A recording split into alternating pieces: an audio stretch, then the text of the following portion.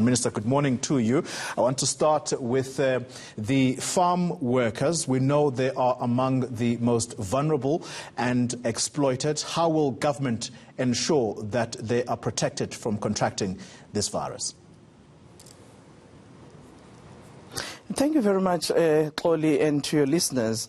Indeed, after President Ramaphosa made an announcement of the measures that government is taking and asking all sectors of our society to participate in ensuring that we prevent as much as possible the spread of this virus. We did have a meeting with the agricultural sector, including farmers, organization, as well as agribusiness industry. So paramount, one of the things we've agreed is to ensure that we have, healthy measures put in our different agribusiness pack houses, also farms, so that there are protocols that ensure that farm workers are protected, as well as farmers who are actually working in those enterprises. Minister, we've ensured that there should be protocols which also manage the entry. All right, Minister, sorry to interrupt you there. Food security and affordability are uppermost in mind when one thinks of the agricultural sector. How will you ensure that this is indeed followed?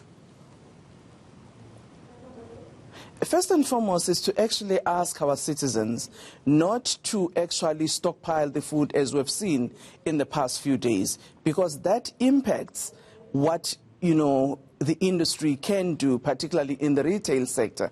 But from the farmers' organization, we will continue to produce and ensure that food security is actually attained and continuously assess what is happening in our harvesting as we're going to the harvesting season, and make sure that we work together with the retail industry and the millers to ensure that we do have sufficient food for our citizens without, of course, affecting our exports where necessary in areas in which we export.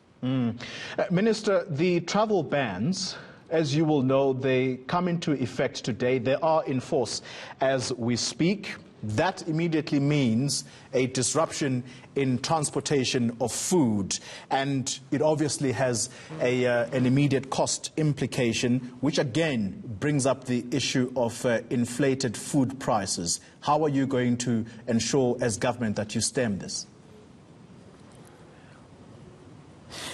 As you say, indeed, the travel ban kicks in today.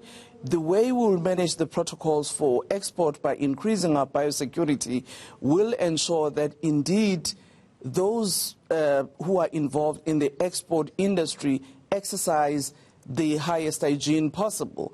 It will indeed affect the logistics because there might be slowness in the ports to ensure that the health and safety standards are, adhered to.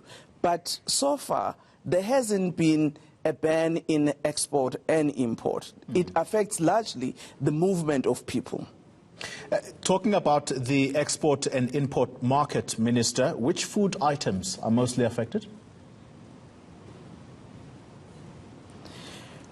Well, if I can say that one of the sectors that has been affected, particularly in terms of our export to China, has been our fruit industry, as well as the beef industry and the abalone from the fisheries sector, which has actually been impacted upon.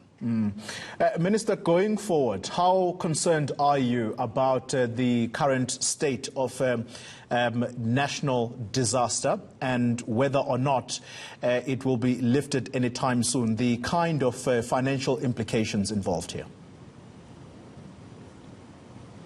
Well, there will be indeed financial implications, particularly in our sector as agriculture. When you look at a number of farmers have got loans with the banks, and we hope that our engagement with BASA, which we will have with the industry, will ensure that we look at the rescheduling of some of the loans where it's possible, so that we ensure that people cannot be completely wiped out as a result of the disaster that we're all facing.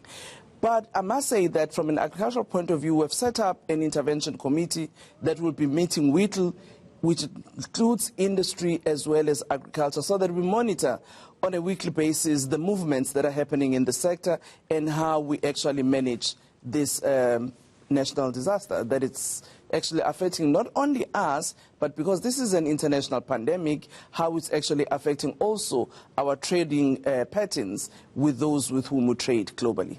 Minister of Agriculture Thoko Didiza, thank you very much for your time.